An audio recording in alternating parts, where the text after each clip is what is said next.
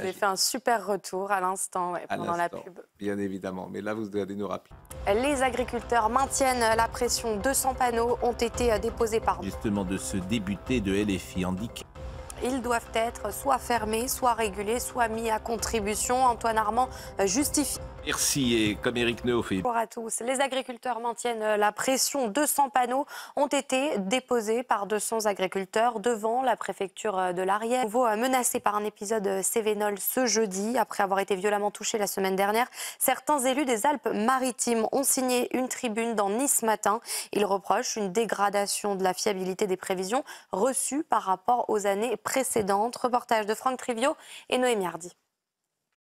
Ils doivent être soit fermes, soit régulés, soit mis à contribution. Antoine Armand justifie ce matin l'autorisation. Le correctionnel de Paris doit rendre sa décision à 13h30 précise concernant Nicolas Bedos. Bonjour Célia Barotte. Donc près d'un mois après son procès pour agression et harcèlement sexuel, l'acteur et réalisateur Nicolas Bedos va être fixé sur son sort cet après-midi. Votre décision donc dans un peu plus d'une heure.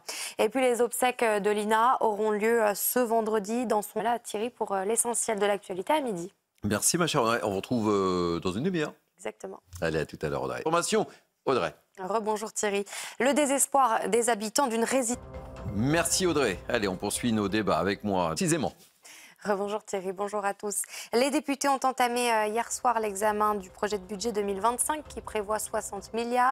Et depuis ce matin, vous l'avez évidemment remarqué, une alerte enlèvement est diffusée chaque 30 minutes sur notre antenne. Un nourrisson de 17 jours a été enlevé en Seine-Saint-Denis dans une maternité. Notre journaliste police-justice Marie-Victoire Dieudonné se trouve devant cet hôpital.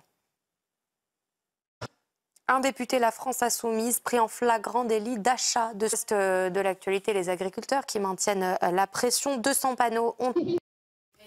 de Lina auront lieu vendredi dans son village, dans la plus stricte intimité. Voilà Thierry pour l'essentiel. Merci, à tout à l'heure dans 30 minutes. C'est ça. Allez, à tout à l'heure. Je représente le poste pour un nouveau tour de l'information. Et on commence avec ce tag antisémite découvert sur la façade d'un cabinet médical. Merci beaucoup Audrey.